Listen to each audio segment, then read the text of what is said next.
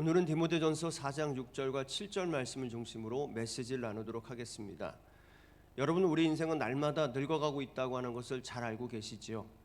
나는 결코 늙지 않을 것이라고 생각하지만 어느새 나이가 들어가는 것을 실감할 때가 찾아오는 것이 바로 우리의 인생입니다. 얼마 전 읽은 가치 있게 나이 드는 법이라는 책이 있었습니다. 그 책에 미래를 내다보아야 두려움이 없다는 단락에서 가치 있게 나이 드는 법에 대한 삶의 지혜를 좀 얻을 수 있었습니다. 그 중에 두 가지만 소개하겠습니다. 먼저 삶을 간소화하라는 것입니다. 나이가 들면서 집에 쌓여가는 것도 많아집니다. 아끼고 버리지 못하는 일이 점점 많아져 가고 있다고 하는 것을 저 자신도 느낄 때가 많습니다. 그래서 더 나이가 들기 전에 간소화하는 일을 할 수 있어야 한다는 것입니다. 예를 들어 나 혼자만의 공간을 설정하고 그 공간 속에 꼭 두어야 할 것만을 만들어 가보라고 삶의 지혜를 주고 있었습니다. 또 하나 눈에 들어오는 것은 죽음도 계획할 수 있어야 한다는 것입니다. 여러분, 우리는 언제 죽음을 맞이하게 될지 모릅니다. 그러므로 나의 죽음에 대한 계획을 세워두어야 한다는 것입니다.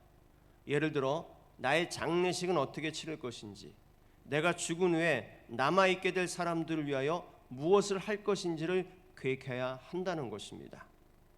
아무리 계획을 세운다고 해도 죽은 사람이 무엇을 할 수 있을까 하는 생각이 들 것입니다. 그러나 이 죽음에 대한 계획은 삶에 대한 마지막 예의라고 하면서 깊이 있는 지혜를 주었습니다.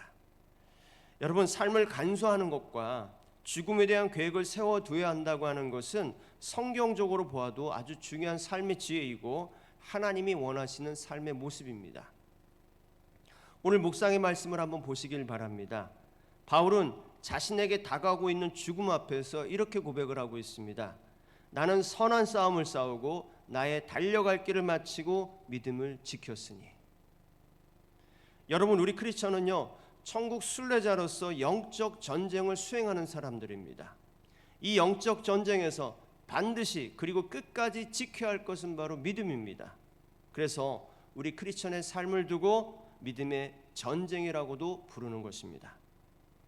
여러분, 이 믿음의 전쟁에서 필요한 것이 무엇이겠습니까? 전쟁에 필요한 것만을 가지고 살아가는 것입니다. 바로 삶의 간소화이죠. 그리고 나의 죽음 후에 나를 이어서 믿음의 전쟁을 하게 될 사람들에게 또한 믿음을 남기고 가는 것입니다. 이것이 바로 죽음에 대한 우리 믿음의 사람들의 계획인 것입니다. 정리하면 우리 크리스천은 믿음 외에는 다 버릴 수 있는 삶의 간소화를 해 나가야 한다는 것입니다.